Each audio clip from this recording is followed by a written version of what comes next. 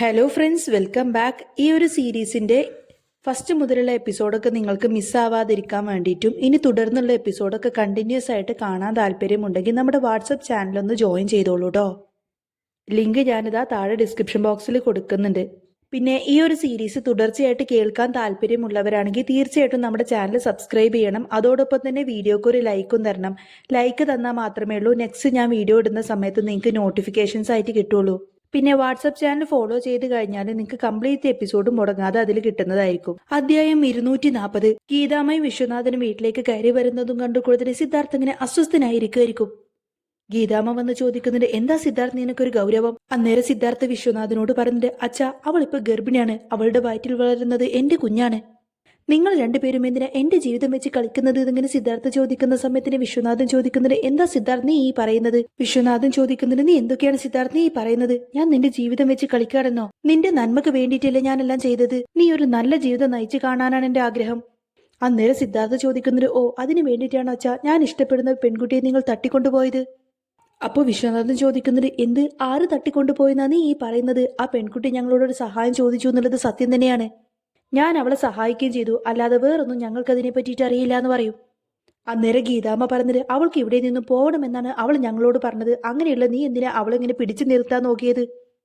അങ്ങനെയുള്ള ഒരാളെ നീ എന്തിനാ ഇവിടെ പിടിച്ചു നിർത്താൻ നോക്കിയത്? അതുകൊണ്ട് തന്നെയാണ് ഞങ്ങൾ അവളെ സഹായിച്ചത് എന്നൊക്കെ പറയട്ടോ ഗീതാമ്മ. അന്നേരം വിശ്വനാഥൻ പറയുന്നത്, അവൾ ഇവിടെ നിന്നും എങ്ങോട്ടോ ഇറങ്ങിപ്പോയി. അതിനിപ്പോ നീ എന്തിനാ ഞങ്ങളോട് ചോദിക്കുന്നത്? നീ എന്തിനാ ഞങ്ങളെങ്ങനെ സംശയിക്കുന്നത് എന്ന് ചോദിക്കും. അന്നേരം സിദ്ധാർത്ഥ് പറയുന്നത്, അവൾ ഇവിടെ നിന്നും തനിയെ ഇറങ്ങിപ്പോയതൊന്നുമില്ല. നിങ്ങൾ അവളെ ഇവിടെ നിന്നും ബലമായിട്ട് പിടിച്ചിറക്കി കൊണ്ടുപോയതല്ലേ? എനിക്കതിനെ പറ്റിയിട്ടാണ് അറിയേണ്ടത്. അന്നേരം ഗീതാമ്മ പറയുന്നത്, ആരും അവളെ ബലമായിട്ട് ഇവിടെ നിന്നും പിടിച്ചു കൊണ്ടുപോയിട്ടൊന്നുമില്ല സിദ്ധാർത്ഥ്. അവളെ നിനക്ക് ഇഷ്ടമല്ല, അതുകൊണ്ടാണ് അവൾ സ്വയം ഇവിടെ നിന്നും ഇറങ്ങിപ്പോയത്. നിന്നെ ഇഷ്ടമില്ലാത്ത ഒരാളെന്തിനാ നീ നിന്റെ ജീവിതത്തിൽ ഇങ്ങനെ തളച്ചു വെക്കുന്നത്? നീ ഇങ്ങനെയൊന്നും ജീവിക്കേണ്ട ആളല്ല. വിശ്വനാഥ് ഗ്രൂപ്പിന്റെ ഏറ്റവും തലപ്പത്ത് നിൽക്കുന്ന ആളാണ് നീ. അതുകൊണ്ട് നിന്റെ ജീവിതത്തെ പറ്റി ഞങ്ങൾക്ക് വ്യക്തമായിട്ടുള്ള കാഴ്ചപ്പാടുണ്ട് എന്നൊക്കെ പറഞ്ഞ വിശ്വനാഥനും ഗീതാമയും അവന്റെ ഇടവും വലവും നിന്നിട്ട് അവന്റെ മനസ്സ് മുട്ടിച്ചു. അന്നേരം സിദ്ധാർത്ഥ് ഉറച്ച വാക്കോടെ തന്നെ പറയുന്നത്, ഇനി ആർക്ക് എന്തൊക്കെ തന്നെ സംസാരിച്ചാലും ഞാൻ വിവാഹം കഴിക്കുന്നുണ്ടെങ്കിൽ അത് നീലിമയെ തന്നെയായിരിക്കുമെന്ന് പറയും. ഇനിയിപ്പോ കുടുംബത്തിന്റെ ഭാവിയാണ് അച്ഛന്റെ പ്രശ്നമെങ്കിൽ ഞാൻ ഈ കുടുംബത്തിൽ നിന്നങ്ങ് ഇറങ്ങിപ്പെരാം. എന്നിട്ട് സൽപ്പേരില്ല ആരെങ്കിലും വെച്ചിട്ട് അച്ഛൻ ഈ കുടുംബം അങ്ങ് നയിച്ചോന്നും പറയും. എനിക്ക് ഏതായാലും നിങ്ങളുടെ പണവും പ്രതാവും ഒന്നും തന്നെ വേണ്ടതെങ്ങനെ സിദ്ധാർത്ഥ് പറയുന്ന സമയത്തിന് വിശ്വനാഥൻ അങ്ങ് വല്ലാതാവും. എന്നിട്ട് ചോദിക്കുന്നുണ്ട്, നീ എന്തൊക്കെയാണ് സിദ്ധാർത്ഥ ഈ പറയുന്നത്? ഇതിനു വേണ്ടിയാണ് ഞാൻ നിന്നെ ഇത്ര കാലം കഷ്ടപ്പെട്ട് നോക്കി വളർത്തിയത്. വിശ്വനാഥൻ പറഞ്ഞത്, സിദ്ധാർത്ഥ്, ഈ കമ്പനി ഞാൻ നിന്നെ ഏൽപ്പിക്കുമ്പോൾ എനിക്കൊരു പ്രതീക്ഷയുണ്ടായിരുന്നു. നിന്റെ കൈകളിൽ ഈ കമ്പനി ഭദ്രമാണെന്ന്. ഇതൊന്നോ രണ്ടോ ആൾക്കാരുടെ ജീവിതമൊന്നുമല്ല സിദ്ധു, പരമ്പരാഗതമായിട്ട് നമ്മൾ നടത്തിക്കൊണ്ടുവരുന്ന സ്ഥാപനമാണിത്. ഇതൊരിക്കലും തുടരേണ്ടത് അവളിലൂടെയല്ല എന്നങ്ങനെ അച്ഛൻ പറയുന്ന സമയത്തിന് സിദ്ധാർത്ഥിന്റെ ദേഷ്യം വരാണ്. സിദ്ധാർത്ഥ് ചോദിക്കുന്നത്, അച്ഛൻ എന്താ ഉദ്ദേശിക്കുന്നതെന്ന് തുറന്നു പറയേ. അന്നേരം ഗീതാമ്മയായിരിക്കട്ടെ അതിന് മറുപടി പറയുന്നത്. ഗീതാമ്മ പറയുന്നത്, അതേ സിദ്ധാർത്ഥ്, നീ ലാവണ്യെ വിവാഹം കഴിക്കണം. അതാണ് ഞങ്ങളുടെ എല്ലാവരുടെയും ആഗ്രഹം എന്നിങ്ങനെ ഗീതാമ്മ പറയുന്ന സമയത്തിന് സിദ്ധാർത്ഥ് അങ്ങ് പൊട്ടിത്തെറിക്കാണ്. എന്നിട്ട് ചോദിക്കുന്നത്, എനിക്ക് അതിനെങ്ങനെ കഴിയും അമ്മ? അവൾ എന്റെ വെറും ഒരു ഫ്രണ്ടല്ലേ. ജീവിതത്തിൽ ഇന്നേ വരെ ഞാൻ ഒരിക്കൽ പോലും അവൾ അങ്ങനെയൊന്നും കണ്ടിട്ടില്ല. അന്നേരം ഗീതാമ്മ പറഞ്ഞിട്ട്, അത് നല്ല കാര്യമല്ലേ, ഭാര്യ ഒരു ഫ്രണ്ടും കൂടി ആയിരിക്കണം. ഞാൻ പറയുന്നത് നീ ഒന്ന് കേൾക്ക് സിദ്ധാർത്ഥ്. ഒരു കാര്യം കൂടി ഞാൻ അങ്ങ് പറഞ്ഞേക്കാം. നീലിമയും കുഞ്ഞുങ്ങളും സന്തോഷമായിട്ട് സമാധാനമായിട്ട് ജീവിക്കണമെന്ന് നിനക്ക് ആഗ്രഹമില്ലേ? അങ്ങനെ ജീവിക്കണമെങ്കിൽ തന്നെ നീ ഈ കല്യാണത്തിന് സമ്മതിക്കണം. അങ്ങനെ സമ്മതിച്ചാൽ പിന്നെ അവർക്ക് ഈ ജീവിതത്തിൽ യാതൊരുവിധ അല്ലലും ഉണ്ടാവില്ല. ഇത് ഈ അച്ഛന്റെ വാക്കാണെന്നിങ്ങനെ വിശ്വനാഥൻ പറയുന്ന സമയത്തിന് അച്ഛന്റെ സംസാരത്തിൽ ഒരു ഭീഷണിയുടെ സ്വരം കൂടിയുണ്ട് എന്ന കാര്യം സിദ്ധാർത്ഥിന് തോന്നി. സിദ്ധാർത്ഥ ചോദിക്കുന്നത്, അച്ഛൻ എന്താ എന്നെ പേടിപ്പിക്കാണോ എന്ന് ചോദിക്കുന്ന സമയത്തിന് വിശ്വനാഥൻ പറയുന്നത്, അല്ല സിദ്ധു, ഞാൻ നടക്കാൻ പോകുന്ന കാര്യം തന്നെയാ പറഞ്ഞത്. എനിക്ക് നമ്മുടെ കുടുംബത്തിന്റെ നന്മയാണ് പ്രധാനം. ഏതെങ്കിലും ഒരു സാധാരണ പെൺകുട്ടിയുടെ പിന്നാലെ പോകാൻ വേണ്ടിയിട്ട് അത്ര തരം താഴ്ന്നവനൊന്നുമല്ല നീയ്. ഇതെന്റെ പ്രസ്ഥാനത്തിന്റെ ഭാഗമാണ്. അതിന്റെ തലപ്പത്തിരിക്കുന്ന ആളാണ് നീയ്. ഇനി നിന്റെ ജീവിതത്തിലേക്ക് കടന്നു വരുന്ന ഓരോരുത്തരും ആ ഒരു പ്രസ്ഥാനം മുന്നോട്ട് കൊണ്ടുപോകാൻ പ്രാപ്തിയുള്ളവരായിരിക്കണം. സ്വന്തമായിട്ട് എനിക്ക് പോലും ഒരു ജീവിതം ഉണ്ടായിട്ടില്ല. ആ ഒരു റെസ്പോൺസിബിലിറ്റിയാണ് ഇപ്പോൾ നിന്റെ ചുമലിലുള്ളത്. ഇതിൽ നിന്ന് നിനക്ക് അങ്ങനെ പെട്ടെന്നൊന്നും രക്ഷപ്പെടാനാവില്ല. അതുകൊണ്ട് നീ നല്ലോണം ആലോചിച്ച് ഒരു തീരുമാനമെടുക്ക് സിദ്ധു എന്നൊക്കെ പറയട്ടെ വിശ്വനാഥൻ. അച്ഛന്റെ വാക്കെല്ലാം കേൾക്കുന്ന സമയത്തിന് സിദ്ധാർത്ഥിന് പിന്നെ എന്ത് ചെയ്യണമെന്നറിയാതെ ആകെ അവശനായിട്ട് ആ ഒരു സോഫയിൽ തന്നെ ഇങ്ങനെ ഇരിക്കുമായിരിക്കും. ആ സമയത്തിന് വിശ്വനാഥൻ പറഞ്ഞിട്ട്, നീ നല്ലോണം ആലോചിച്ചിട്ടൊരു തീരുമാനമെടുത്താൽ മതി. ഞങ്ങൾ ഏതായാലും 2 ദിവസം കഴിഞ്ഞിട്ട് വരാം. ഞങ്ങൾ തിരികെ വരുമ്പോഴേക്കും നീ പോസിറ്റീവായിട്ടൊരു തീരുമാനം എടുക്കണമെന്നൊക്കെ പറഞ്ഞുകൊണ്ടായിരിക്കട്ടെ വിശ്വനാഥനും ഗീതാമയും അവിടെ നിന്നങ്ങ് പോകുന്നത്. ആ സമയത്തിന് സിദ്ധാർത്ഥിന്റെ മനസ്സിലേക്ക് പലവിധ ഭാവങ്ങളങ്ങ് മിന്നി മറഞ്ഞു. സിദ്ധാർത്ഥിനാകെ ഭ്രാന്ത് പിടിക്കുന്നത് പോലെ തോന്നി. നീലിമയും കുഞ്ഞുങ്ങളും സുരക്ഷിതമായിരിക്കണം. അവൾ എവിടെയാണെന്ന് കണ്ടെത്താൻ പോലും സിദ്ധാർത്ഥിനായില്ല. അപ്പൊ പിന്നെ അച്ഛനും അമ്മയും പറഞ്ഞ വാക്ക് അനുസരിക്കല്ലാതെ മറ്റു വഴിയില്ല എന്ന കാര്യം സിദ്ധാർത്ഥിന് മനസ്സിലായി. അങ്ങനെ നീലിമയെ സേഫാക്കാൻ വേണ്ടിയിട്ട് സിദ്ധാർത്ഥ് ഏതായാലും ഫോൺ എടുത്തിട്ട് നേരെ മനീഷിനെ വിളിച്ചുകൊണ്ട് തന്നെ പറയുന്നുണ്ട്, എന്റെയും ലാവണ്യയുടെയും വിവാഹ കാര്യം ഏതായാലും ഫേസ്ബുക്കിൽ അനൗൺസ് ചെയ്യേ. അത് കേൾക്കുന്ന സമയത്ത് തന്നെ മനീഷ് ആകെ ഞെട്ടിപ്പോവാണ്. എന്നിട്ട് ചോദിക്കുന്നുണ്ട്, അല്ല സർ, എന്താ പെട്ടെന്ന് ഇങ്ങനെയൊക്കെ? അന്നേരം സിദ്ധാർത്ഥ് പറഞ്ഞിരുന്നു, നീ ഇപ്പൊ ഞാൻ പറയുന്നത് കേട്ടാ മതി മനീഷ്, കൂടുതൽ ഇങ്ങോട്ടേക്ക് ചോദ്യങ്ങളൊന്നും വേണ്ട. സിദ്ധാർത്ഥ് പെട്ടെന്ന് തന്നെ ഫോൺ അങ്ങ് കട്ട് ചെയ്തിട്ട് നേരെ അച്ഛനെ നോക്കി പറയുന്നുണ്ട്, പോരെ, ഇപ്പൊ നിങ്ങൾക്ക് സന്തോഷായില്ലേ? നിങ്ങൾക്ക് എപ്പോഴും നിങ്ങളുടെ തീരുമാനമല്ലേ വലുത്. ഇനിയിപ്പോ നിങ്ങളുടെ കുടുംബത്തിന്റെ സൽപ്പേര് ഞാൻ കാരണം പോവണ്ട. സിദ്ധാർത്ഥിന്റെ ആ ഒരു വാക്ക് കേൾക്കുന്ന സമയത്തിന് വിശ്വനാഥന് വല്ലാത്ത വിഷമം തോന്നി. എന്നിട്ട് സിദ്ധാർത്ഥിനെ എന്തോ സംസാരിക്കാൻ തുടങ്ങുമ്പോഴേക്കും ഗീതാമ്മ അത് തടഞ്ഞു. ഗീതാമ്മ ഏതായാലും വിശ്വനാഥനെ കൂട്ടിക്കൊണ്ട് അവിടെ നിന്ന് നേരെ പോയത് ലാവണ്യയുടെ വീട്ടിലേക്കായിരിക്കും. കോളിംഗ് ബെല്ലിന്റെ ശബ്ദം കേട്ടുകൊണ്ട് തന്നെ ലാവണ്യ ഇങ്ങനെ പുറത്തേക്ക് വന്ന് നോക്കുന്ന സമയത്തിന് ഗീതാമ്മയും വിശ്വനാഥനെയും കണ്ടിട്ട് ഒട്ടും തന്നെ വിശ്വസിക്കാൻ കഴിയുന്നില്ല കേട്ടോ ലാവണ്യക്ക്. അത്ഭുതത്തോടു കൂടി തന്നെ ലാവണ്യ വന്ന് ചോദിക്കുന്നു, അല്ല ആന്റി, എന്താ പെട്ടെന്ന് ഇങ്ങോട്ടേക്ക്? അന്നേരം ഗീതാമ്മ പറയുന്നത്, അത് പിന്നെ നിനക്കൊരു സർപ്രൈസ് ഉണ്ട്. എന്ത് സർപ്രൈസോ? എന്താ സർപ്രൈസ് എന്ന് ചോദിക്കുന്ന സമയത്തിന് അപ്പോഴായിരിക്കട്ടെ ലാവണ്യ ശ്രദ്ധിക്കുന്നത് അവരെ പുറത്തു നിർത്തിയിട്ടാണ് താൻ സംസാരിപ്പിക്കുന്നതെന്ന്. അവൾ അവരെ നേരെ അകത്തേക്ക് ക്ഷണിച്ചതിന് ശേഷം അവൾക്ക് വേണ്ടിയിട്ട് ചായയൊക്കെ ഉണ്ടാക്കി കൊടുത്തു. അവര് 3 പേരും ചേർന്നിട്ട് അല്പനേരം സംസാരിച്ചുകൊണ്ടിരുന്നു. ലാവണ്യ ഇങ്ങനെ സിദ്ധാർത്ഥിനെ പറ്റി സംസാരിച്ചുകൊണ്ടിരിക്കുന്ന സമയത്ത് തന്നെ ഗീതാമ്മ അത്ഭുതത്തോടു കൂടിയാണ് ലാവണ്യ ഇങ്ങനെ നോക്കിയിരിക്കുന്നത്. ലാവണ്യ ചോദിക്കുന്നത്, അല്ല ആന്റി, എന്താ സർപ്രൈസ് എന്ന് പറഞ്ഞത് എന്ന് ചോദിക്കുന്ന സമയത്ത് തന്നെ ഗീതാമ്മ പറയുന്നത്, അത് പിന്നെ നീ കാത്തിരുന്ന കാര്യം തന്നെയാണ്. ഞങ്ങൾ നിന്റെ കല്യാണം ഉറപ്പിച്ചു എന്ന് പറയും. സിദ്ധാർത്ഥുമായിട്ടാണ് നിന്റെ കല്യാണം ഉറപ്പിച്ചത് എന്നിങ്ങനെ ഗീതാമ്മ പറയുന്നത് കേൾക്കുന്ന സമയത്തിന് ലാവണ്യ പുഞ്ചിരിച്ചുകൊണ്ട് തന്നെ അവളുടെ കണ്ണുകൾ വിടർന്നു. ഗീതാമ്മ പറയുന്നതൊന്നും തന്നെ പെട്ടെന്ന് ലാവണ്യക്ക് വിശ്വസിക്കാൻ കഴിയുന്നില്ല. ലാവണ്യ ചോദിക്കുന്നുണ്ട്, ആന്റി, ആന്റി എന്താ പറഞ്ഞത്? എന്നിട്ട് ആ ഒരു കല്യാണത്തിന് സിദ്ധു സമ്മതിച്ചോ എന്ന് ചോദിക്കും. അങ്ങനെ സമ്മതിക്കുകയാണെങ്കിൽ തന്നെ അവള് ആ നീലിമാന്ന് ചോദിക്കുന്ന സമയത്തിന് ഗീതാമ്മ പറയുന്നത്, അതൊന്നും നീ അറിയണ്ട. നീയുമായിട്ട് സിദ്ധാർത്ഥിന്റെ കല്യാണം ഞാൻ ഉറപ്പിക്കുമെന്ന കാര്യം ഞാൻ നിനക്ക് നേരത്തെ വാക്ക് തന്നതല്ലേ. നീ തന്നെയായിരിക്കും ഞങ്ങളുടെ വീട്ടിലേക്ക് മരുമകളായിട്ട് വരാൻ പോകുന്നത്. ഇപ്പൊ തന്നെ സോഷ്യൽ മീഡിയയിലൊക്കെ വാർത്ത വന്നു തുടങ്ങിക്കാണും. ഗീതാമ്മയുടെ വാക്ക് കേൾക്കുന്ന സമയത്തിന് ലാവണ്യ നാണത്തോടു കൂടി തല കുനിച്ചുകൊണ്ടിനെ പറഞ്ഞിട്ട്, ആന്റി, സിദ്ധാർത്ഥിനെ വിവാഹം കഴിക്കുക എന്ന് പറയുന്നത് അത് എന്റെ ജീവിതത്തിൽ ഏറ്റവും വലിയ സന്തോഷമുള്ള കാര്യം തന്നെയാണ്. എന്നാലും ഇത്ര തിടുക്കപ്പെട്ടൊരു കല്യാണം എന്ന് പറയുമ്പോൾ എന്റെ ഫാമിലിക്ക് ഒരു പക്ഷേ അതിനെക്കുറിച്ചൊന്നും അറിയില്ല. അന്നേരം ഗീതാമ്മ ലാവണ്യെ നോക്കി പുഞ്ചിരിച്ചു കൊണ്ട് തന്നെ പറഞ്ഞിട്ട്, അതൊന്നും ഓർത്തിട്ട് മോള് വിഷമിക്കേണ്ട. സിദ്ധു ഏതായാലും നിന്റെ വീട്ടുകാരെ കണ്ടിട്ട് സംസാരിക്കാമെന്നും പറഞ്ഞിട്ടുണ്ട്. എത്രയും പെട്ടെന്ന് തന്നെ മോളുമായിട്ട് സിദ്ധാർത്ഥിന്റെ വിവാഹം നടക്കുമെന്നിങ്ങനെ ഗീതാമ്മ പറയുന്നതോട് കൂടി ലാവണ്യയുടെ മനസ്സിലുള്ള ആശങ്കകളെല്ലാം തന്നെ മാറി. ഗീതാമ്മ ഇടപെട്ടിട്ട് ഇത്രയും പെട്ടെന്ന് തന്നെ കാര്യങ്ങൾക്കൊക്കെ തീരുമാനമായത് കൊണ്ട് തന്നെ ലാവണ്യക്ക് ശരിക്കും അതൊരു അത്ഭുതമായിരിക്കും. ലാവണ്യ ചെറിയൊരു ചമ്മലോട് കൂടെ ഗീതാമ്മ ഇങ്ങനെ നോക്കുന്ന സമയത്തിന് ഗീതാമ്മ പറഞ്ഞിട്ട്, എന്റെ കുട്ടിയെ, നീ ഇങ്ങനെ ചമ്മൊന്നും വേണ്ട. നിന്റെ അവസ്ഥയ്ക്ക് ഇപ്പൊ എനിക്ക് മനസ്സിലാവും. ഞാൻ ഇതൊക്കെ കഴിഞ്ഞിട്ട് വന്നതല്ലേ. പിന്നെ നീ എന്നെ ആന്റിന്ന് വിളിക്കുമ്പോൾ ഇത്രമാത്രം റെസ്പെക്റ്റ് ഒന്നും വേണ്ട കേട്ടോ. ഇതെല്ലാം കേൾക്കുന്ന സമയത്തിന് ലാവണ്യയുടെ മുഖം നാണം കൊണ്ട് ഒരുപാടങ്ങ് ചുവന്നു. അതെല്ലാം കാണുന്ന സമയത്തിന് ഗീതക്കും വല്ലാത്ത സന്തോഷം തോന്നി. ഗീതാമ്മ വിശ്വനാഥനും അവിടെ നിന്നങ്ങ് പോയതോടു കൂടെ ലാവണ്യ പെട്ടെന്ന് സോഷ്യൽ മീഡിയ തുറന്നുകൊണ്ട് തന്നെ താനും സിദ്ധാർത്ഥുമായിട്ടുള്ള ആ ഒരു വിവാഹത്തിന്റെ ഫോട്ടോസും കാര്യങ്ങളെല്ലാം അത് തുറന്നു പിടിച്ച് വായിച്ചു.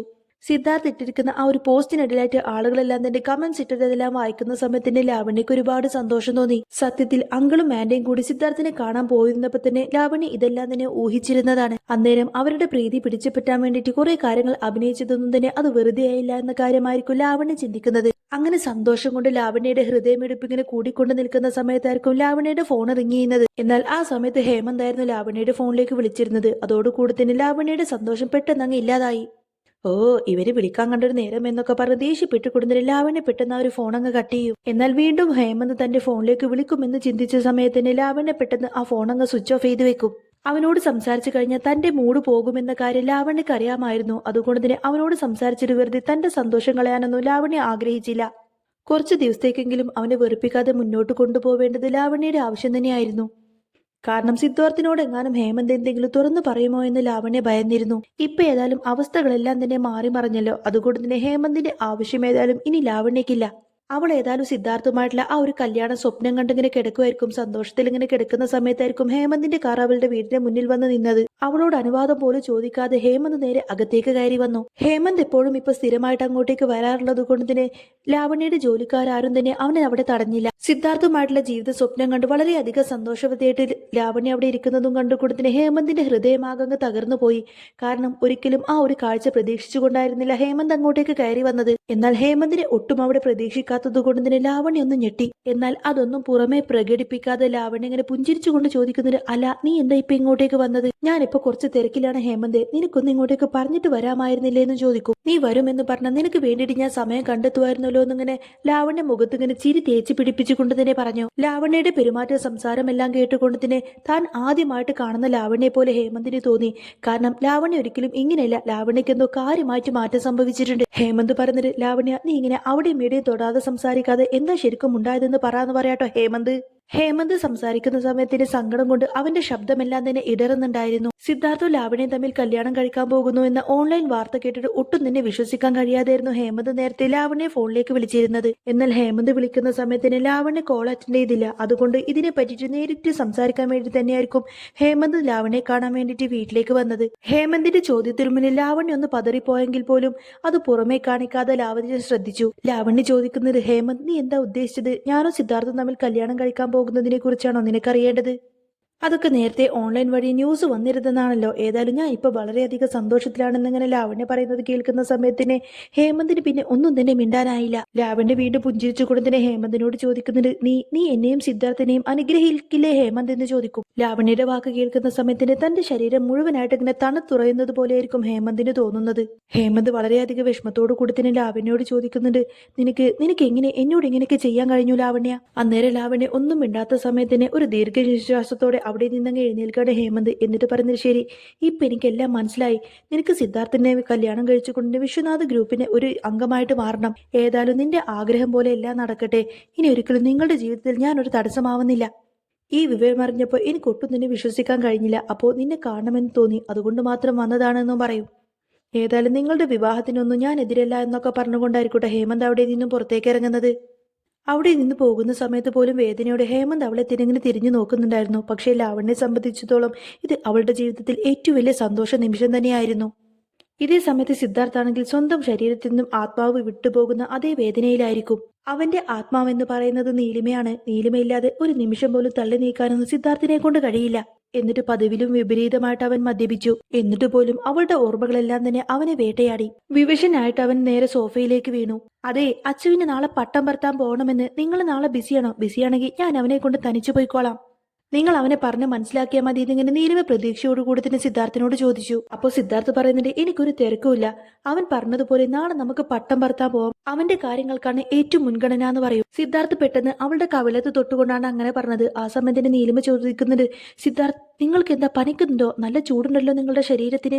ആ സമയത്തിന് സിദ്ധാർത്ഥ് പറയുന്നുണ്ട്, അതെ എനിക്കൊരു ചൂടുമില്ല. പിന്നെ എന്റെ ശരീരം ചൂടാവുന്നതേ ഞാനൊരു മനുഷ്യനായതുകൊണ്ടാണ്, അല്ലാതെ നിന്നെ പോലെ പ്രേതമൊന്നുമല്ല ഞാനെന്നിങ്ങനെ അവൻ കളിയാക്കി പറയുന്ന സമയത്തിന് നീലിമയുടെ മുഖം പരിഭവം കൊണ്ട് വീർത്തു. നീലിമക്ക് ദേഷ്യം വന്നു കൊടുത്തിട്ട് പറഞ്ഞിട്ട്, ആണോ ഞാൻ പ്രേതാണോ? എങ്കിൽ പിന്നെ സിദ്ധാർത്ഥിന് ഈ പ്രേതം എന്താണെന്ന് അറിയണ്ടേ? അതെ ഞാൻ ഫുള്ള് തണുപ്പാണ്. ഈ പ്രേതത്തിന്റെ തണുപ്പ് എന്താണെന്ന് സിദ്ധാർത്ഥിന് അറിയണ്ടേ? അതുകൊണ്ട് ഞാൻ നിങ്ങളുടെ കൂടെ ചേർന്ന് കിടക്കുമെന്നൊക്കെ പറയാട്ടോ നീലിമ. നിങ്ങളുടെ ശരീരമേതൽ ഞാൻ തണുപ്പിക്കുമെന്നൊക്കെ പറഞ്ഞ് നീലിമ കുറുമ്പോടെ അങ്ങോട്ടേക്ക് വരുന്ന സമയത്തിന് സിദ്ധാർത്ഥ് പറഞ്ഞിട്ട്, ആയിക്കോട്ടെ, ഈ പ്രേതത്തിന്റെ തണുപ്പ് എന്താണെന്ന് എനിക്ക് നന്നായിട്ട് അങ്ങ് അറിയണം. എന്താ നീ എന്നോട് സഹകരിക്കില്ലേ എന്നിങ്ങനെ സിദ്ധാർത്ഥ് വശമായിട്ട് ചോദിക്കുന്നതോടുകൂടി തന്നെ നീലിമയുടെ മുഖം അങ്ങ് ചുവന്നു. നീലിമ പറഞ്ഞിട്ട്, അയ്യോ നിങ്ങൾ നൈസായിട്ട് ഏത് റൂട്ടിലേക്കാണ് പോകുന്നത് എന്നുള്ള കാര്യം എനിക്ക് നന്നായിട്ട് അറിയാം. തൽക്കാലം അതൊക്കെ വിട്ടിട്ട് ഈ ഫുഡ് ഒന്ന് ടേസ്റ്റ് ചെയ്തിട്ട് ഇത് എങ്ങനെയുണ്ടെന്ന് നോക്കിയിട്ട് ഒന്ന് അഭിപ്രായം പറ. നിങ്ങൾക്ക് വേണ്ടിയിട്ട് ഞാനത് സ്പെഷ്യലായിട്ട് ഉണ്ടാക്കിയതാണ് എന്നൊക്കെ പറയും. അന്നേരം നീലിമയൊന്ന് നോക്കിയതിനു ശേഷം അതിൽ നിന്ന് കുറച്ച് ഫുഡ് എടുത്ത് സിദ്ധാർത്ഥിനെ കഴിച്ചു നോക്കിയതിനു ശേഷം പറഞ്ഞിട്ട്, ആവറേജ്, വിചാരിച്ച അത്രക്കങ്ങ് ബോറായിട്ടില്ല എന്ന് പറയും. എന്നാൽ അത് കേൾക്കുന്ന സമയത്തിന് നീലിമക്ക് ഭയങ്കര സങ്കടമായിരിക്കും. പരിഭവ മുഖത്തോടു കൂടി മുഖം വീർപ്പിച്ചുകൊണ്ട് അവൻ ഇങ്ങനെ ദേഷ്യത്തിൽ സിദ്ധാർത്ഥിനെ നോക്കി. നീലിമയുമായിട്ട് പങ്കിട്ട ഓരോ അധികം നല്ല നിമിഷങ്ങളൊക്കെ ആയിരിക്കും സിദ്ധാർത്ഥിന്റെ മനസ്സിലേക്ക് അന്നേരം ഓടിയെത്തുന്നത്. നീലിമയുമായിട്ട് പങ്കിട്ട സ്നേഹം, പരിഭവം, അവളുടെ കുറുമ്പുകൾ, അവളുടെ വാശികൾ, അവളുടെ സ്നേഹം, അങ്ങനെ ഓരോന്നായിട്ട് സിദ്ധാർത്ഥിന്റെ മനസ്സിലേക്ക് ഇങ്ങനെ ഓടി വന്നുകൊണ്ടേയിരുന്നു. താനും നീലിമയും അശ്വിനുമായിട്ടുള്ള ആ ഒരു ജീവിതം എത്രമാത്രം സുന്ദരമായിരുന്നു. പക്ഷേ ഇനി ഒരിക്കലും ഉയർന്നെഴുന്നേൽക്കാൻ പറ്റുന്ന അങ്ങനെ ഒരു കുഴിയിലേക്ക് തന്നെ വലിച്ചെറിഞ്ഞുകൊണ്ട് തന്നെ നീലിമ അശ്വിനുമായിട്ട് പോയി. സിദ്ധാർത്ഥ് ഏതായാലും വളരെയധികം വിഷമത്തിൽ അവിടെ നിന്നും എഴുന്നേറ്റ് തന്റെ മുറിയിലേക്ക് പോയ സമയത്തും അവിടെ വെച്ചിട്ടും നീലിമയുടെ ഓർമ്മകളെല്ലാം തന്നെ, നീലിമയുടെ ചിന്തകളെല്ലാം തന്നെ അവന്റെ മനസ്സിനെങ്ങനെ വലിഞ്ഞു മുറുക്കി. അങ്ങനെ വളരെയധികം സങ്കടത്തോടു കൂടി തന്നെ സിദ്ധാർത്ഥ് വന്നിങ്ങനെ ബെഡിൽ കിടക്കുന്ന സമയത്തും കണ്ണുകൾ അടക്കുന്ന സമയത്ത് പോലും നീലിമയുടെ ഗന്ധം അവന് അനുഭവിക്കാൻ കഴിയുന്നുണ്ടായിരുന്നു. അവനും അവളും തമ്മിലുള്ള സ്വകാര്യ നിമിഷങ്ങൾ പോലും അവനിങ്ങനെ അവന്റെ അകക്കണ്ണിൽ കണ്ടു. സിദ്ധാർത്ഥ് അവിടെ കിടക്കുന്നതോടുകൂടി തന്നെ ടേബിളിന്റെ അടുത്തിരുന്ന ഒരു ഫോട്ടോ ഫ്രെയിം നിലത്തേക്ക് വീണ് പൊട്ടി. അതോടുകൂടി തന്നെ എന്തോ അമൂല്യം എന്നതുപോലെ സിദ്ധാർത്ഥ് അതെടുത്ത് കയ്യിലേക്ക് എടുത്തു. അവര് 3 പേരും അവസാനമായിട്ട് ഔട്ടിങ്ങിന് പോയപ്പോൾ എടുത്ത ഫോട്ടോസ് ഫ്രെയിം ആയിരുന്നു അത്.